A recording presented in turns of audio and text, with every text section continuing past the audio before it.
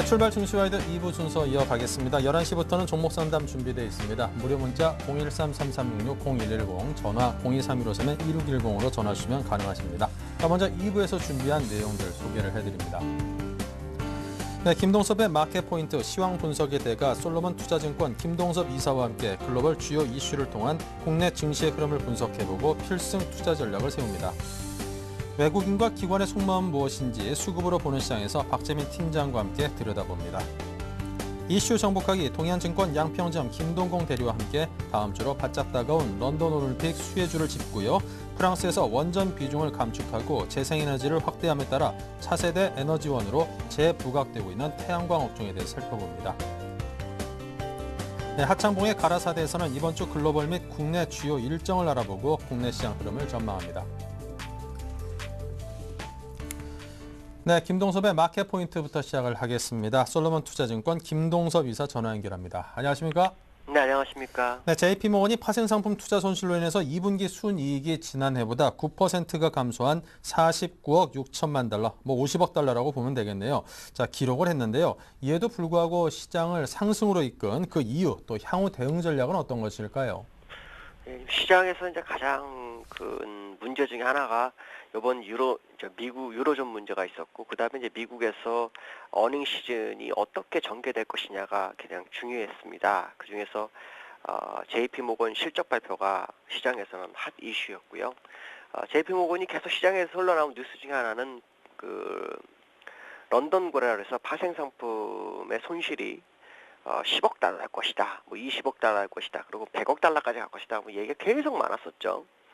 네, 그래서 이번에 그 실적에서는 큰 결과를 못 내기 때문에 시장은 상당히 좀 상승 모멘텀을 잃어가는 상황이었고, 그 시점에 또 FOMC 회의에서 의사록에서 3차 양적완화에 대한 기대치도 떨어뜨리는 모습이 있었기 때문에 시장은 JP모건의 실적 발표에 집중을 했습니다. 근데 실제로 뚜껑을 열어보니까요, 44억 달러에서 50억 달러 사이의 손실을 불구하고도 실적이 아주 견조하게 나왔습니다. 시장에서 주당 그 순이익 예상치를 0.7달러 정도, 그러니까 70센트죠. 그 정도를 바라봤었는데 보니까 순이익이 42억 달러가 나오고 주당 1.21달러가 나왔습니다. 그래서 시장은 급격하게 상승으로 반전을 했고요. 미국도 급등해서 마감을 했습니다.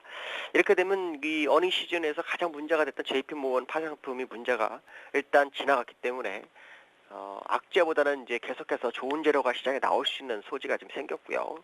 그 다음에 JP모건이 그렇게 지금 자원 결과를 내줌으로 해서 전 세계 이제 은행주들이 한번 움직일 시점이 다가오지 않았나라고 보여지고 있습니다. 특히 국내장도 여기에 연동해서 은행주가 좀 움직여야 되는데 지금 별로 움직이지 않고 있거든요. 또 금리 인하가 되고 있기 때문에 건설주도 같이 움직이는데 같이 안 움직이는 것이 좀 이해가 안 되는 부분입니다. 아마도 외국인의 선물 매도가 계속해서 시장을 붙들고 있는 것이 아닌가라고 판단이 쓰고 있고요.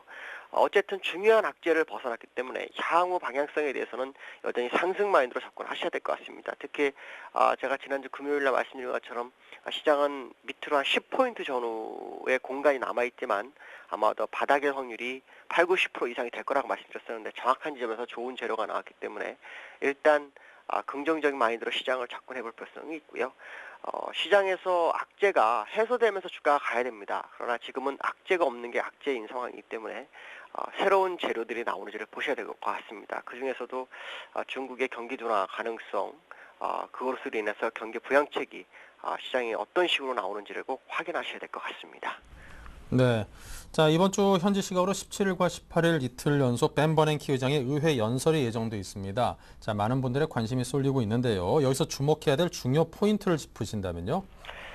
의회 증언이 이제 있는데요. 이 벤 버냉키 의장이 립 서비스가 아주 강한 편입니다.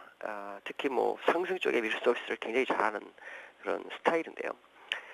지난번에 FOMC 회의 때 19명의 의원 중에서 4명만 찬성하고 나머지 의원들은 사실 별 무반응이었답니다. 그러니까 사실 Q3에 대해서는 별 얘기가 없었던 그런 상황이었죠. 근데 그 이후에 FOMC가 끝나고 난 다음부터 한 달간 고용지표를 보면 며칠 전에 22,000명 늘은 거, 그러니까 신규 실업 청구권사 줄어든 걸 제외하고는 사실 계속해서 좋지 않은 재료가 나왔습니다. 실업률이 한 8.2% 정도가 되고 있고요. 그로 인해서 시장은 위기감이 다시 대두되고 있고 다시 한번 3차 양적완을 해야 된다라는 것이 지금 그 시장의 분위기로 이끌고 있습니다. 그런 와중에 이제 17일 날하고 18일 날 벤버네키 의장의 의회 연설이 있죠. 여기서 이제 어떤 증언을 할지를 봐야 되겠는데 시장에서 관심 있는 것은 한 달 사이에 그 QE3에 대한 어떤 마인드가 바뀌었는지를 계속 보는 것 같습니다. 특히 그 미국 시장이 상당히 좀 어려움을 겪고 있기 때문에 또 소비자 심리지수가 7개월의 최저치를 기록했거든요. 이런 것으로 봤을 때는 시장에서 뭔가 조치를 나올 것이다라고 기대심이 크고요. 그 조치가 3차 양적 완화기를 기다리는 것 같습니다. 그래서 벤버네키 의장이 3차 양적 완화에 대한 기대 심리를 얼마나 부풀리는 내용을 얘기를 하는지 이것이 시장의 관전 포인트가 될 것 같습니다. 실제로 전 세계에서 지금 양적 완화하고 중국의 경기 부양책 외에는 나올 수 있는 재리가 매우 제한되어 있는 상황이기 때문에요. 이것이 나오지 않는다면 상승 모멘텀이 없어지는 상황이 발생할 수 있습니다. 그래서 시장은 이 부분을 주목하고 있고요. 또 벤버네키 회장도 지난번 오퍼레이션 트위스트를 연장할 때도 그가 생각했던 것 중에 하나는 자기들이 뭔가 조치를 취하지 않으면 주가는 폭락을 할 거다라는 생각을 갖는 분 중에 한 분입니다. 그 얘기는 무슨 말이냐면 시장의 기대치에 부응하는 얘기를 하고자 노력을 하는 사람이기 때문에 적어도 악재가 되는 그런 내용을 내보내지는 않을 것이다 라고 판단하고 있고요. 주요한 호재로는 3차 양적 완화에 대한 코멘트가 강하냐 약하냐에 대한 부분을 확인하셔야 될 것 같습니다. 네. 자, 오늘 코스피가 소폭 상승세로 출발했습니다. 지금도 0.81포인트 올랐다고 하긴 좀 뭐하고요. 제자리 걸음을 하고 있는데요. 오늘장 투자 전략은요? 지금 제가 계속 말씀드리고 싶은 것은 일단 긴 하락의 터널은 끝났을 확률이 굉장히 높습니다. 문제는 1870 전후에서 외국인들이 순식간에 선물 매도를 2만 개 넘게 하고 누적으로 2만 7천 개, 6천 개 막 이렇게까지 나간 상황입니다. 그러다 보니까 외국인의 선물의 동향이 매우 중요한 그런 상황이 됐죠. 1780까지 만약에 외국인 선물을 환매가 없이 주가가 올라간다면 주가가 약간 불안한 양상을 보일 수 있지만 선물 환매가 좀 있다면 시장은 급격한 상승으로 다시 갈 수 있습니다. 제가 볼 때 급격하게 상승 가능하다고 판단하고 있습니다. 왜냐하면 지난주 금요일날 외국인들이 장 초반에 선물을 약 3천 개 이상 매수했다가 주가가 올라오니까 거기서 이익 실현하는 모습이었고 장중에는 1,000개 이상 매도로 돌변했었죠. 막판에 다시 매수를 해주면서 주가를 견인해주는 그런 상황이었는데 오늘도 지금 외국인들이 방향성 타진을 하고 있습니다. 선물에서 살 것이냐 말 것이냐 고민하는데 재밌는 것은 외국인이 2,323개를 매수하고 개인이 197개를 매수하고요. 기관이 202개를 지금 매수한 상황입니다. 그러면 사실 포지션상으로 누가 샀는지 모르죠. 근데 미결이 벌써 4,200개가 늘었다는 것은 숨겨진 물량이 매수로 돌고 있다는 것을 의미하고 있고 그 얘기는 외국인들이 실제로 보이는 숫자로 매수가 진행될 때는 어떻게 보면 주가가 많이 올라와 있을 수도 있다는 얘기를 알려주고 있습니다. 그래서 미결이 계속 느는지를 확인하셔야 하는데 벌써 아침 10시 6분 정도인데 4,275개의 미결이 나왔다는 것은 상방의 의지가 있다라는 것을 알려주고 있고 그것은 저점에서 저가 매수세가 유입되고 있는 것이 아닌가라는 생각을 해볼 수 있고요. 다만 지금 프로그램 매도가 한 1,300억 정도 나오고 있습니다. 이 프로그램 매도가 다시 회복되는지를 확인하셔야 되겠고 지수로는 중요한 지수대가 전환선값, 수급의 단기 수급선의 변화가 일어날 수 있는 자리가 1827포인트입니다. 1827포인트를 회복하는지를 보셔야 됩니다. 오늘 장의 최고점은 벌써 1821 정도 갔었죠. 그러니까 오늘 종가상으로 1827 이상을 안착하는지에 주목을 하셔야 될 것 같습니다. 네, 자 지금까지 솔로몬 투자증권의 김동섭 이사였습니다. 감사합니다. 네, 감사합니다. 네, 계속해서 신한금융투자 박재민 PB팀장 화상 연결합니다. 안녕하세요. 네, 안녕하세요. 네, 양시장의 흐름과 주체별 수급 상황부터 보겠습니다. 네, 사실 지난주 금요일 이제 옵션 만기일 프로그램 악성 매물로 인한 이제 급반등이 하루 만에 나왔었고요. 금요일 사실 시초가 많이 좋을 거라고 본래 또 언론 뉴스들 많이 주말에 나왔는데 사실 금요일날 다른 아시아 시장 대비 많이 올랐었기 때문에 선반영되었다 이렇게 보시는 게 맞겠습니다. 그리고 금요일날 아무래도 코스피 200 결국 삼성전자, 현대차, 기아차가 오르면서 코스피 200은 지수는 많이 올랐지만 선물 지수는 못 올랐기 때문에 백어데이션이 발생하면서 끝났고 금일 그런 시장이 계속 연속이 되면서 프로그램 매물 압박이 나올 수밖에 없는 여건을 만들었습니다. 뭐 수급적으로 상당히 안 좋게 만들었는데요. 금일 국내 시장 7포인트 정도 갭상 출발을 했지만 지금 현재는 거의 강보합까지 밀린 상황입니다. 1813.83포인트, 뭐 전 거래일 대비 0.6포인트 정도 오른 지수고요.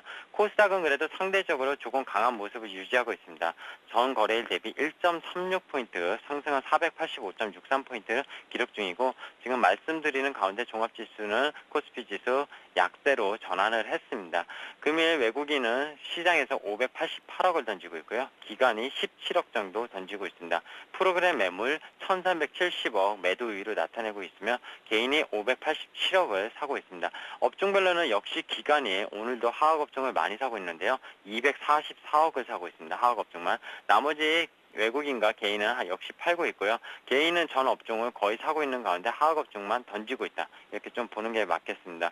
코스닥 시장도 개인이 178억 적극적인 순매수를 하고 있으며 외국인과 기관은 92억, 66억으로 각각 매도 우위를 좀 나타내고 있으면서 양 시장 결국 수급적으로 상당히 불안하다, 불안감이 지속이 되고 있다. 이렇게 일단 보이고 있습니다. 네, 오늘 주체별 속내를 표현해 주십시오.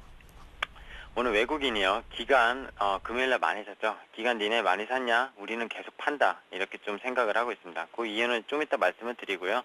개인 우리는 기관 따라 계속 살린다. 뭐 개인 같은 경우, 국내 개인 같은 경우에는 뭐 1800 후반대부터 계속 주식을 순매수하고 있고요. 금요일날 사실 프로그램 이제 금요일날 좀 프로그램 매물 나오면서 그 영향에 따라서 같이 좀 판 경향이 있지만 옵션 만기일날 뭐 프로그램 매도바를 거의 5천억을 전부 다 받았고요. 최근에 산 물량만 거의 1조 5천억 가까이 되고 있습니다. 개인이 산 물량이요. 오늘도 사고 있고요. 뭐 계속 사고 싶겠죠. 근데 뭐 얼마나 더 살 수 있을지 여력이 좀 의구심이 들고 있습니다.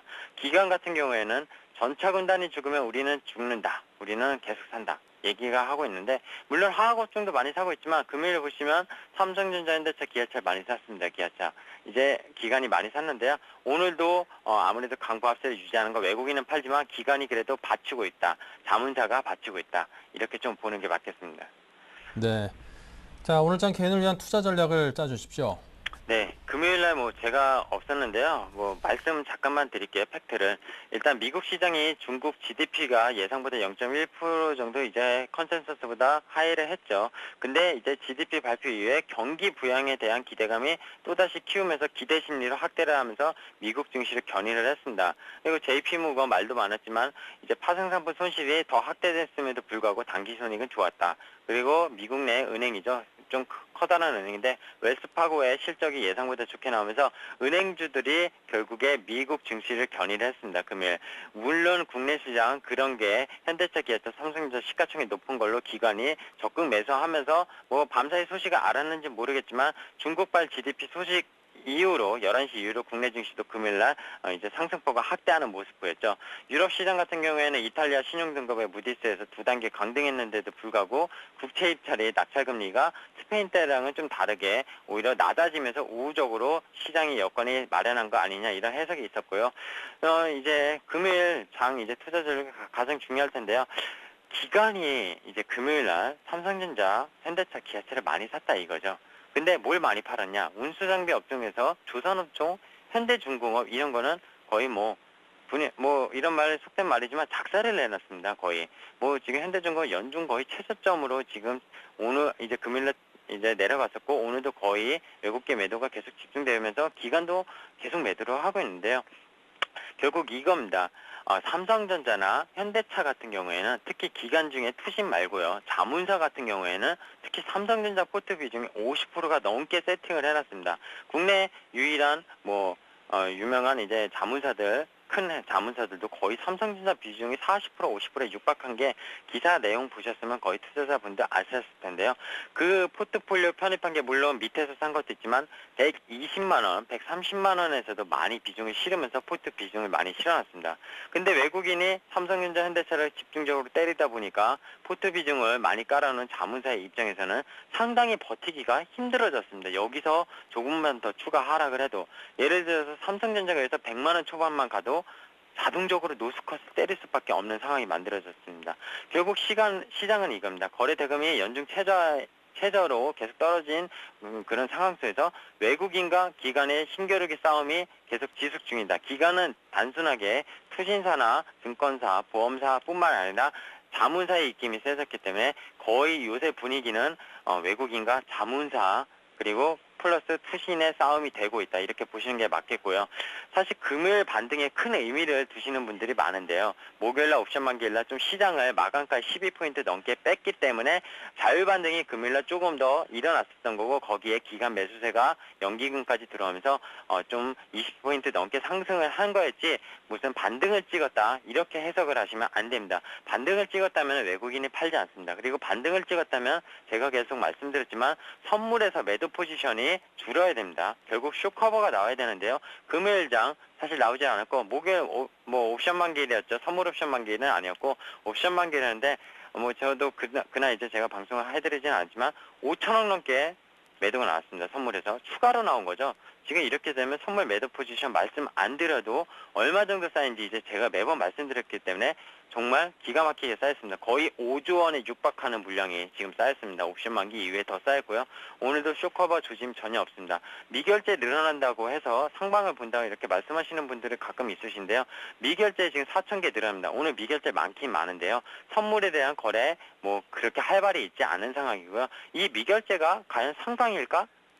하방일까? 모른다는 겁니다. 집계는 종가상으로 봐도 잘 모르지만 추정치는 제가 보기에 반반일 겁니다. 오늘 선물 기관이랑 개인이 땡기고 있고요. 외국인이 팔고 있습니다. 미결제가 반반이지 단순히 상방으로 미결제가 는다? 그렇게 해석할 수는 없습니다. 그런 점을 좀 유념하시고요. 종목 선정 정말 어렵죠. 삼성전자, 현대차 금요일 급반등했는데 연속성이 있지 않겠냐 생각하시는 분들 사시는데 제가 말리지는 않겠습니다. 하지만 연속성 그렇게 없다고 말씀드리고 싶습니다. 외국인이 그렇게 많이 때리는데 이유가 있고요. 삼성전자 공매도도 많이 때렸습니다. 외국인이. 근데 거기서 급반등 기간이 아까 말씀드렸지만 포트 비중 많이 실어놨기 때문에 여기서 더 떨어지면은 큰일 나기 때문에 방어 차원에서 다른 업종들 현대중공업을 팔고 정유업종 팔고 다른 IT 팔고 보험업종 팔고 다른 업종 팔아서 몰빵하는 수준입니다. 정말 기가 막힌 포트폴리오죠. 아마 다른 나라에서 볼 수 없는 유례없는 그런 얘기인 것 같고요.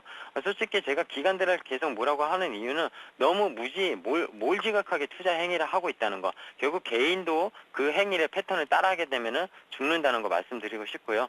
결국에 이번 주 포인트는 이겁니다. 버닝키가 17일, 18일 연설이 있죠. 사실 내일 반버튼 있을 예정인데 양적 완화 기대는 솔직히 안 가지시는 게 좋을 것 같고요. 재정절벽이라고 피스커 클리프 9월 달부터 작년 9월에 미국 신용 강등의 원인이 됐었던 거죠. 그 얘기를 할 겁니다. 그 얘기가 어떻게 논의가 될지 미국 증시가 그래서 상승을 할지 하락을 할지가 중요한 포인트, 방향성의 포인트라고 보고 있고요. 여전히 선물 쇼커버 안 들어오면 지수 상승 힘들다. 지수 올라오면 때리고 현금화 시켜라. 전략 중에 맞고요. 여전히 상방 하방 짧게 매매할 수 있는 ETF 위주로 매매를 하셔라. 이렇게 마지막으로 말씀을 드리겠습니다. 네, 자 지금까지 박재민 PB팀장과 함께했습니다. 감사합니다. 네, 감사합니다. 네.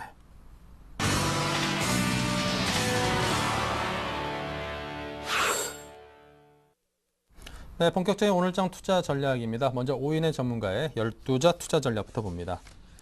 박성일 연구원은 시장 반등 시에 주식 비중을 확대하자고 했습니다. 박소영 대리는 1750에서 1850 사이에 저점 테스트를 확인하자고 했고요. 신용훈 연구원은 단기 박스권의 흐름을 주시하자, 최희용 대리는 저점을 찍고 기술적 반등이 예상된다.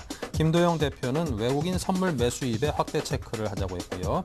네, 5인의 관심 업종입니다. 박성일 연구원은 지수형 ETF 분할 매수를, 박소영 대리는 유틸리티 단기 매매 전략을, 신용훈 연구원 석유화학 업종의 분할 매수를, 최희용 대리는 전기전자 업종의 시가 매수가 유효하다고 했습니다. 김도영 대표 기초소재 금융재 단기 트레이딩 매수를 제안했습니다. 네, 오늘은 이 가운데 동부증권의 박성일 연구원과 전화 연결합니다. 안녕하십니까? 예, 안녕하십니까. 네, 먼저 현재 시황부터 알려주십시오. 예, 오늘 시장 같은 경우에는 강보합으로 좀 시작을 해서 지금 거의 보합세 그리고 약보합세를 왔다 갔다 하는 모습을 좀 보여주고 있는데 금요일장에 많이 올랐기 때문에 오늘은 삼성전자 그리고 현대자동차를 중심으로 해서 차익 실현 물량이 조금 나오고 있는 상황이고요. 정유랑 화학, 특히 화학 쪽이 좀 강세를 보여주고 있는데 화학 같은 경우에는 지난달 그리고 이번 달 초까지도 기관이 조금 많이 샀기 때문에 아직까지는 관리를 하고 있어서 주가가 조금 빠질 때마다 강하게 기관 매수세가 들어오는 걸 좀 볼 수 있고, 나머지는 이제 유틸리티 업종이 조금 강세를 보였는데 다시 약세로 돌아서는 모습 보여주고 있고요. 여타 다른 업종 같은 경우는 거래가 너무 지지부진하기 때문에 어떤 의미를 두기는 어렵다라고 말씀드리겠습니다. 네, 자 오늘 시장 반등 시 주식 비중 확대, 지수형 ETF 분할 매수를 이야기를 하셨는데요. 자 이와 관한 상세한 설명을 주십시오.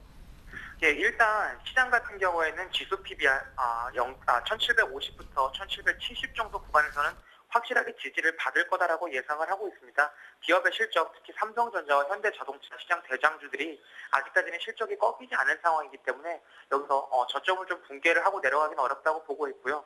그럼에도 불구하고 이제 상방으로 많이 올라갈 만한 모멘텀이 없기 때문에 박스권 대응을 하시는 게 맞다라고 생각을 하고 있고, 지금 1800선 초반이라고 한다고 하면 아직까지는 지수에 대한 비중을 조금 늘려가는 구간이다라고 생각을 하고 있습니다. 네, 자 오늘장에서 관심 가질 만한 종목은요? 예, 종목 같은 경우에는 특별히 어떤 한 섹터나 종목을 찍어드리기가 상당히 어려운 구간이기 때문에 지수형 ETF, 조금 보수적인 분들께서는 이제 코덱 200을 하시는 게 좋을 것 같고, 좀 공격적인 분들께서는 코덱 레버리지를 좀 하시면 괜찮지 않나라는 생각을 하고 있는데, 지금 업종별 순환배를 따라갈 수가 없죠. 낙폭이 과대했던 종목들이 하루 이틀 정도밖에 반등을 하지 않고 연속성이 없기 때문에 어떤 특정 섹터나 종목을 들고 버티기는 조금 어렵고요.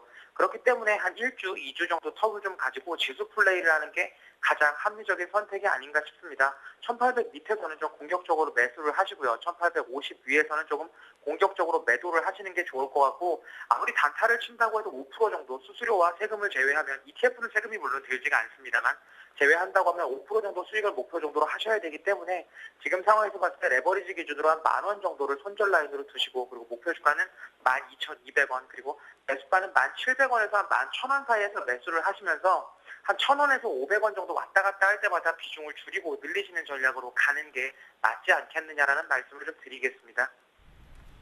네, 자 지금까지 동부증권의 박성일 연구원이었습니다. 감사합니다. 예, 감사합니다. 네, 계속해서 이슈 정복하기 박미라 아나운서 만나봅니다.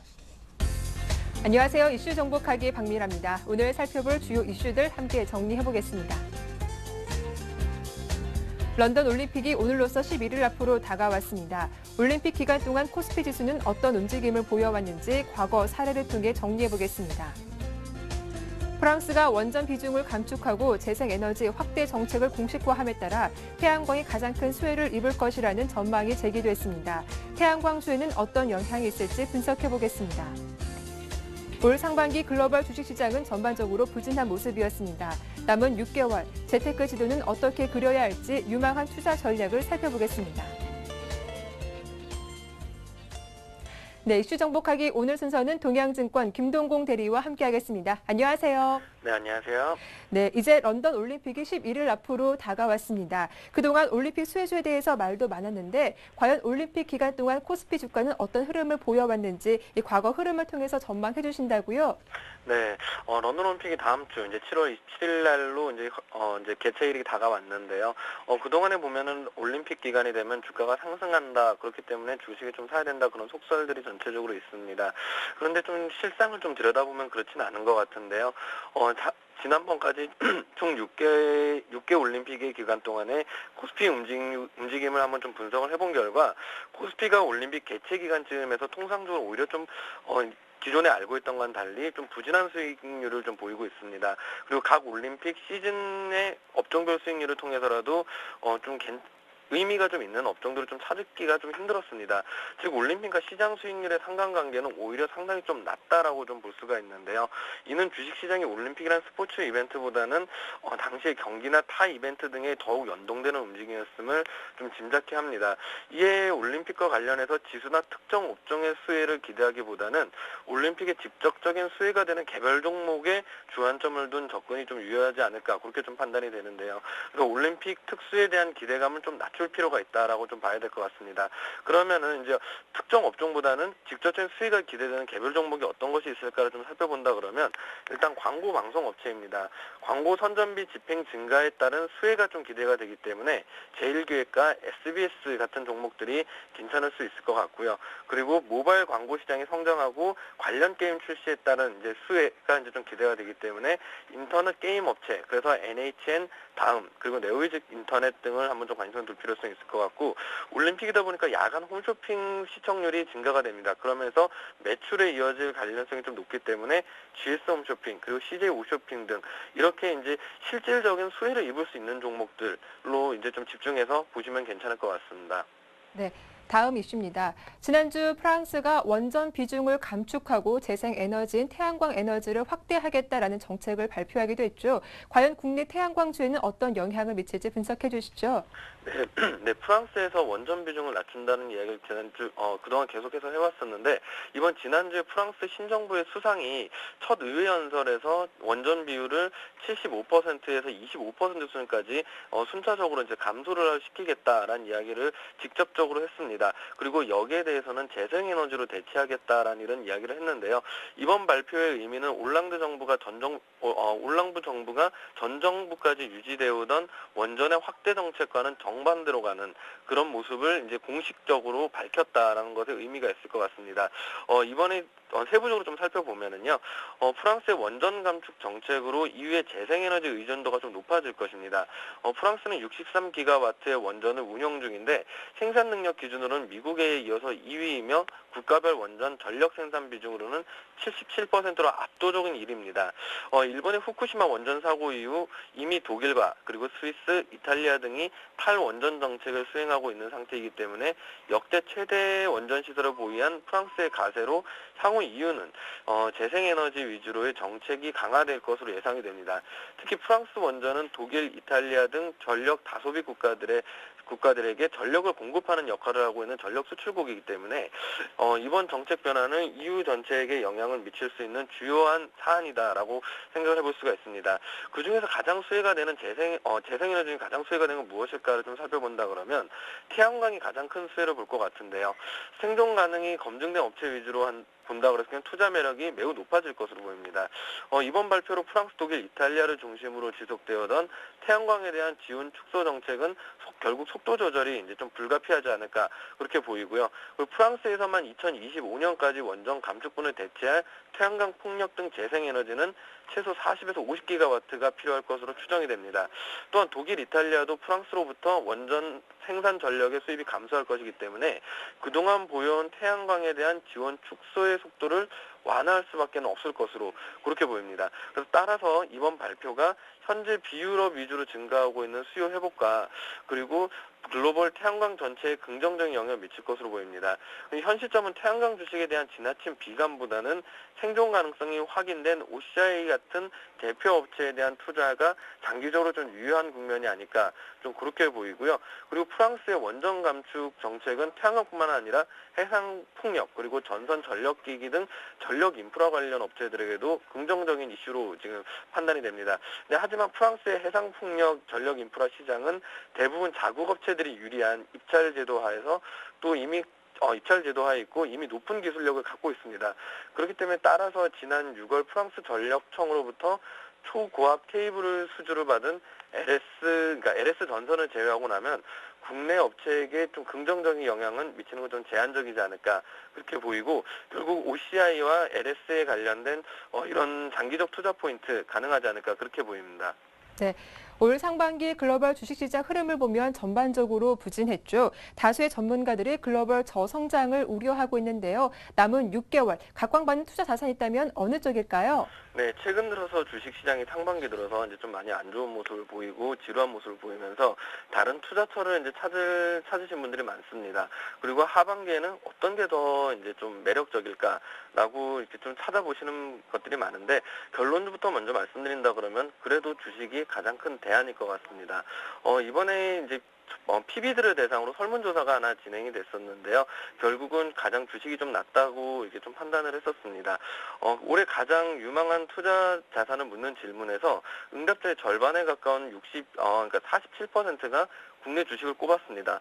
그리고 인플레이션 우려가 가장 좀 낮아졌고 향후 연기금이 주식에 나설 수 있다는 점을 감안했을 때 가장 유망하다는 것이 그 근거였는데요. 그 다음으로 유망한 자산은 해외 채권으로 꼽혔습니다. PB들은 글로벌 경기가 여전히 불확실하기 때문에 중위험, 중수익 상품의 대표적인 해외 채권의 전망을 좀 밝게 하는 그런 모습을 좀 보였었고요. 고수익, 고위험 채권으로 알려져 있는 하이힐드 채권이나 이머징 국가들의 채권형 펀드 등 정기예금이나 국내 채권에 비해서 좀 높은 수익을 기대할 수 있지 않을까, 이제 그렇게 이제 판단을 하는 모습들을 보였었습니다. 하이힐드 채권 펀드는 스탠다드, 그러니까 S&P, 그리고 무디스 등 국제 신용평가사로부터 투자 부적격 등급인 그러니까 BB 플러스 이하를 받은 기업들이 발행한 채권들을 말하는데요. 물론 하이힐드 채권 펀드는 정크펀드이기 때문에 좀 망할 수도 있다는 위험이 좀 높습니다. 그리고 이런 기업에 투자하는 이런 인식이 좀 많은데 사실상 여기에 대한 부도율이 사실상 10% 정도가 되고 있거든요. 그러면은 이 기업들 중에서도 좀 영업 실적이 호전되고 있는 기업들을 고른다 그러면은 오히려 이제 좀 부도 위험 자체는 크게 높지 않다라고 이제 설명을 하고 있습니다. 그리고 주가 움직임에 따라 수익을 주는 주가 연계증권, 그리고 파생결합증권 된 구조화 펀드들도 이제 하반기 유망한 투자 자산으로 일단 꼽혔었고, 유망 국가들을 묻는 질문에서도 한국을 이제 47%나 되는 전문가들이 한국을 꼽았었습니다. 그런데 이렇게 긍정적으로 한국에 대해서, 한국 주식의 시장에 대해서 긍정적으로 평가를 했었지만 결국은 그래도 아직까지 불확실하기 때문에 기대 수익률을 8에서 11% 다소 낮은 수익률을 잡았습니다. 여기에 대한 근거는 상대적으로 나은 투자자일 뿐이지 과거와 같은 고수익을 가져다줄 대박 투자처로 생각해서는 안 된다는 이야기인데요.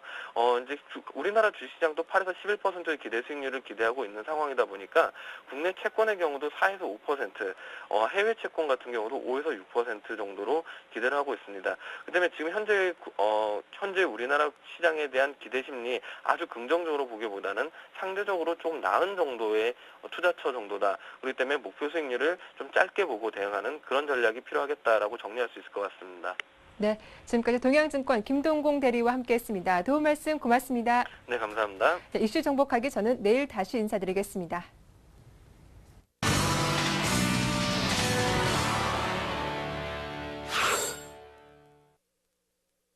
네, 자 계속해서 리딩투자증권의 우성재 팀장 만나봅니다. 안녕하세요. 예, 안녕하세요. 네, 중국적 소식 들려주십시오. 예, 지금 중국 본토지수 보합거래 움직임 보이고 있습니다. 0.05% 상승한 2187.03포인트의 장 움직임 보이고 있는데요. 시장에서의 매수에 강하게 유입되지 않고 있는 가운데 간망 심리가 많이 커지고 있다고 보시면 좋을 것 같습니다. 지금 4거래일 연속 상승세를 이끌고 있긴 하지만 그 폭이 크지 않은 만큼 2200선이 강한 눌림목이 되고 있는 모습인데요. 지금 지난주 금요일 발표했었던 주요 지표 중에서 6월 고정자산 투자 시장 예상보다 상회하는 모습을 보이면서 투자 심리 계속적인 투자는 확대되고 있는 것으로 보이고 있습니다. 지금 1월부터 6월까지 고정자산 투자 전년 대비 20.4% 증가하는 모습을 보이면서 경기 부양 효과가 더욱더 강해지고 있는 모습을 보이고 있는데요. 지금 부동산 투자는 전년 대비 증가세가 좀 감소하는 모습을 보이고 있습니다. 올 6월까지 증가폭이 1.9포인트 줄어든 16.6%로 하락하는 모습을 보이면서 중국 정부의 부동산 긴축 정책과 맞물려서 이러한 움직임이 보이고 있는 상황인데요. 지금 시장 GDP 발표 예상치를 하회하는 모습을 보인 가운데 하반기에는 경기가 회복될 것이라는 기대감이 나타나고 있습니다. GDP 성장률이 전년 동기 대비 7.6% 증가한 것으로 발표가 나면서 시장 예상치였던 7.7% 그리고 1분기에 8.1%를 밑도는 모습을 보이고 있는데 계속적인 중국의 경기 부양책 기대감이 크게 나타나고 있는 모습을 보이고 있고 정책적인 변화 속에서 이러한 GDP 성장률 하반기에는 이제 회복 기조로 전환될 것이라는 기대감을 많이 확대되고 있는 상황입니다. 지금 중국계 부동산주에 대해서 JP모건이 10에서 15% 정도 상승할 것이라는 언급을 내놓고 있습니다. 주택거래 급증, 그리고 통화정책 완화에 힘입어서 중국계 부동산주들의 추가 상승 여지는 충분하다는 언급을 내놓으면서 부동산주에 대한 긍정적인 전망을 내놓고 있는 상황인데요. 지금 중국의 긴축 기조가 완화되면서 이러한 자금이 부동산 시장에 유입될 경우에 부동산 업종에 대해서는 시장에서는 호재가 될 수는 있겠지만 정책적인 변화가 부동산에 대한 긴축 기조를 이어져 나가겠다고 하고 있는 만큼 그 폭은 좀 제한적일 것이나 전망 또한 나오는 만큼 이러한 부분 좀 염두하시고 접근하셔야겠습니다. 결국 상하이 종합주가지수 2200선이 심리적인 눌림목으로 변환된 만큼 2200선의 돌파가 쉽지는 않을 것으로 보이고 있기 때문에 2200선의 돌파 여부 확인하시면서 접근하셔야겠습니다. 네. 자, 지금까지 리딩투자증권의 우성재 팀장과 함께했습니다. 감사합니다. 네, 고맙습니다.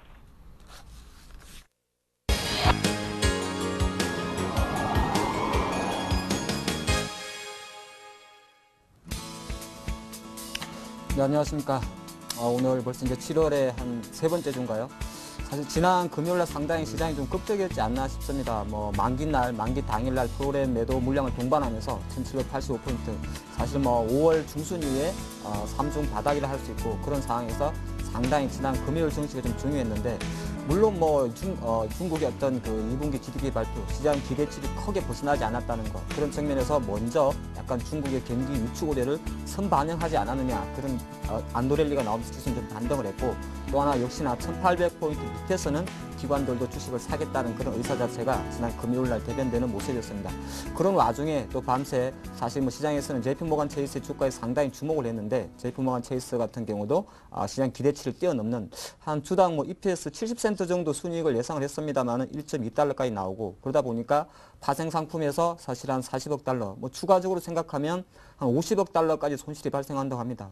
원화로 환산하면 한 5조 원 정도 되나요? 그런 상황이 나오고 있습니다만은 JP모간 체이스의 어떤 실적 자체가 얼추 50억 불에 육박하다 보니까 추가적인 자사주 매입 계획이라든지 배당 계획이 나오면서 사실은 오랜만에 실적 발표에 대한 랠리를 좀 보여줬다 할 수 있습니다. 오늘 장 사실 1820포인트에서 약간 정강 후약으로 밀리고 있습니다만은 이런 정시가 우리가 지금 사실 시장에서 걱정하는 거 여기서 바로 내려가지 않느냐에 대한 우려가 있었는데 일단 오늘장 쉬는 걸 놓고 봤을 때는 일단은 다시 한번 1800포인트 지지력에 조금 힘을 실어준다 그런 말씀드리면서 이번 주도 중요한 좀 해외 일정 이벤트를 좀 살펴보도록 하겠습니다. 이번 주는 사실 그 큰 해외적으로 가면 크게 제가 판단할 때 중요한 건 많이 없는 것 같습니다. 일단 시장에서 미국에서 발표되는 가장 기초적인 스케줄은 있습니다만 가장 시장에서는 그래도 양적 완화 아니겠습니까? 내일하고 모레 벤 버냉키 의장이 하원과 상원에서 정언이 있는데 사실 지금 현재 같은 경우는 버냉키 의장의 입장에서는 사실 지금 현재 경기 부양에 대한 어떤 Q3에 대한 가능성은 조금 낮춰져 있습니다. 그러니까 이번에 바로 버냉키 의장의 입에서 Q3에 대한 발언이 나오진 않을 것이라는 이야기 좀 많이 있습니다. 그 부분 조금 체크하셔야 될 것 같고요. 또 하나가 지금 이제 7월 31일, 8월 1일 정도에 FOMC 회의가 열립니다. 보통 그 회의가 열리기 전에 2주 전에 베이지 북이 발표가 되죠. 베이지 북 우리 투자자분들 많이 아시겠지만은 그 보고서의 색깔이 베이지색이라 합니다. 그래서 베이지북이라 그러는데 사실 이 부분에서 약간은 글쎄요, 보통 베이지북은 이제 FOMC 회의의 전초전이다 보니까 FOMC 회의에서 과연 어떤 것이 나올까에 대해서 약간 고민하는 수준의 좀 멘트가 뉘앙스가 나오지 않을까 봅니다. 왜 그러냐면 지난주에 발표됐던 6월 FOMC 의사를 위해서도 사실 경기 하방 리스크는 있지만은 직접적인 Q3에 대한 가능성 언급이 좀 미원했기 때문에 사실 이번 주 같은 경우는 큰 그림에서 봤을 때 해외 쪽에서는 베이지북에 조금 주목은 하는데 기대치는 좀 낮춰주는 게 좋을 것 같고요.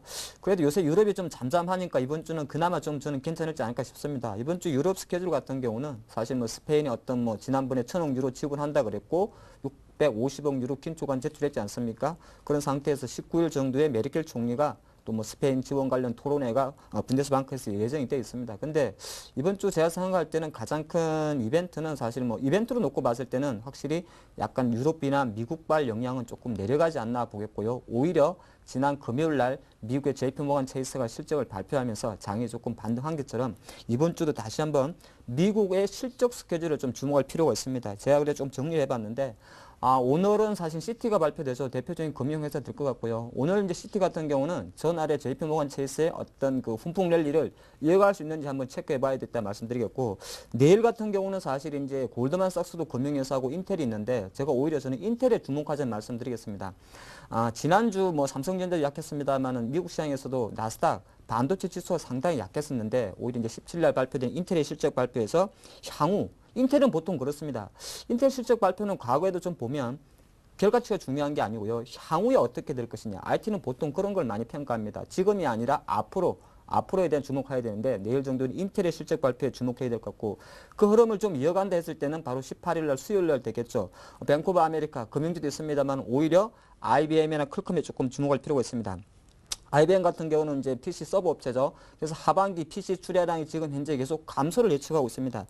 이런 상황에서 과연 IBM이 컨퍼런스 콜에서 어느 정도 하반기 그리고 내후년까지 보는 경제비율을 좀 긍정적으로 가져올지 여부가 국내 IT, 글로벌 IT에 상당히 중요하다 말씀드리겠고 그렇게 봤을 때 대표적인 반도체 업종을 할 수 있는 퀄컴까지 이어지는 패러다임이 있을 것 같습니다. 그래서 화요일, 수요일 같은 경우는 미국의 IT 종목에 주목해야 될 필요가 있다 말씀드리겠고요.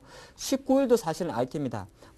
마이크로소프트라든지 모건스탠이 있습니다만은 지금은 몰락하고 있는 노키아죠. 노키아 같은 경우는 진짜 과연 최근에도 계속 손실입니다. 손실이기 때문에 노키아의 손실, 사실은 삼성전자가 이제 애플과 함께 치고 하다 보니까 노키아는 과거 화려했던 셀룰라폰 1위 점유율로 내려간 지 오래됐죠. 약간 내려가고 있는 상황인데 노키아의 손실이 어느 정도 될지가 글로벌 IT에 대해서 조금 부담이 될 수 있지 않을까 보는데 미국발 실적 발표 스케일을 보시다시피 오늘 정도까지는 시티그룹의 금융주 실적 발표가 좀 시장에 영향을 미칠 수가 있고요. 주 후반 갔을 때는 아무래도 우리나라 IT에 좀 종목을 미칠 수 있는 인텔이나 IBM에 주목할 필요가 있습니다. 애플도 사실 이번 주에 좀 예상되어 있다고 하긴 하는데 정확한 날짜가 아직 집계 안 됐다는 거 제가 미리 좀 말씀드리겠고요. 그런 관점에서 봤을 때 이제 우리 장으로 바로 접목시켜 봐야겠죠. 오늘 장도 보니까 역시나 기관하고 외국인은 좀 팔고 있죠. 개인은 좀 사고 있는데 외국인 제가 한번 데이터를 좀 정리를 해봤습니다. 7월 13일 지난 금요일 기준으로 정리를 해보니까 역시나 7월 달도 누적 매도세인데 그 1조 원에 육박하고 있습니다. 지금 한 4, 5, 6, 3개월 연속 매도세가 있고요. 3월 달까지 10조 원 이상을 매수한 거에 비하면 지금 한 상금에 올해 산 거 중에서 절반 정도는 좀 팔고 있지 않나 봅니다. 그래서 외국인 매도세가 최근에 조금 지속되는데 제 개인적인 판단으로는 사진 않겠습니다만은 조금 매도세는 주춤할 수 있지 않을까 그렇게 한번 보겠고요. 중요한 거는 파생이죠. 6월 만기일, 그러니까 지난 6월 동시 만기일 2일 기준으로 해가지고 지난 금요일까지 9월물 기준으로 해서 외국인 선물 매도 계약 수가 26,000개입니다. 보통 선물 옵션 기준으로 봤을 때 선물 포지션을 보면 한 플러스 마이너스 2만 계약이 임계치입니다. 임계치인데 보통 그걸 벗어나게 되면 약간은 이제 안으로 들어오는데 지금은 약간 6천 계약 정도는 오버슈팅 영역, 그러니까 하방 쪽에 좀 베팅하고 있다 봅니다. 근데 이게요, 한 가지 좀 판단하실 것이 그럼 외국인 선물 26,000개 갖고 있다고 장이 계속까지 못 내려가느냐? 그렇지는 않습니다. 선물이라는 거는 사실 해저도 있고 그냥 액티브 펀드에 추종하는 세력도 있고 단기적인 차익 거래자도 있습니다. 그래서 보통 차익 거래자 기준으로 한 2만 계약을 임계치로 보는 것이고요.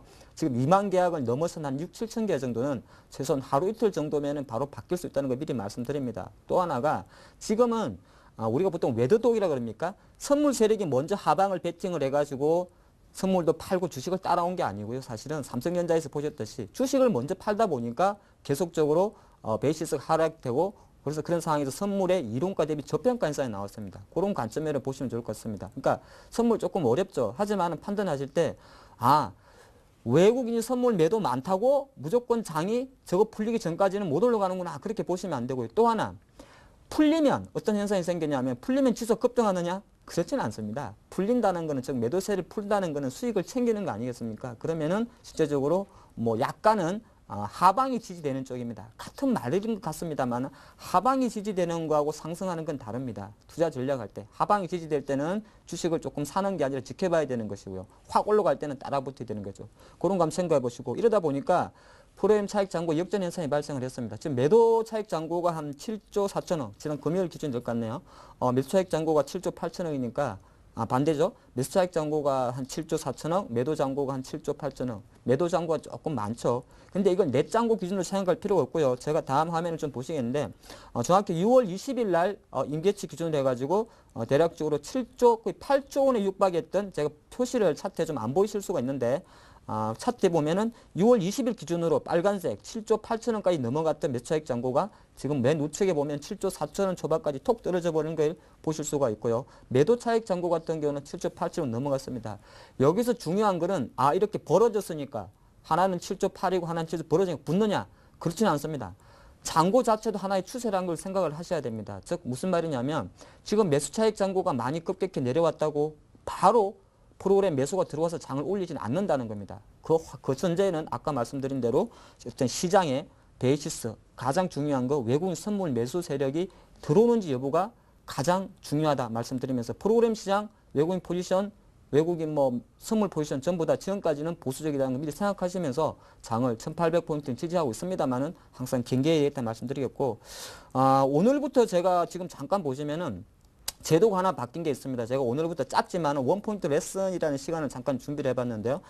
지금 이거는 오늘 제가 10시 기준으로 오늘 장중 투자자별 매매 동향입니다. 개인이 한 600억 원 사고 있고요. 외국인이 한 570억, 기관이 41억 팔고 있습니다. 근데 여기서 하나 바뀐 게 있어요. 제가 그거 설명을 드리겠는데, 기관 쪽 집계 방식이 오늘 7월 16일부터 한국거래소에서 바뀌었습니다. 제가 잠깐 설명을 드리면, 지금 현재 기관이 41억을 팔고 있습니다. 그런데 조금 디테일하게 보면 안 보이던 금융투자 쪽에서 89억을 팔고 있고요. 뭐 보험사에서 31억, 투신에서 200억 이렇게 팔고 있습니다.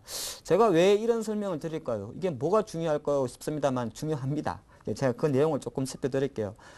우리가 이거를 모르시는 분들이 많이 많더라고요. 기관이 사면은 다 샀느냐, 다 올라갔느냐, 그렇지가 않습니다. 기관 중에도 보통 8개의 기관이 있는데 그 기관들의 성격을 구명하셔야 과연 내가 갔던 종목이 투신이 들어오는 것인지 아니면 보험이 들어오는 것에 따라서 수익률 게임이 확연히 다릅니다. 그 부분 제가 조금 설명드리는데, 오늘 기준으로 기관 개라고 집계됐던 것이 개 합계 아니겠습니까? 7개에서 오늘은 8개로 합산됐습니다. 앞으로. 이거는 사실 원래 됐었어야 됐어요. 제가 왜 그런지를 세부적으로 설명을 해드리겠습니다.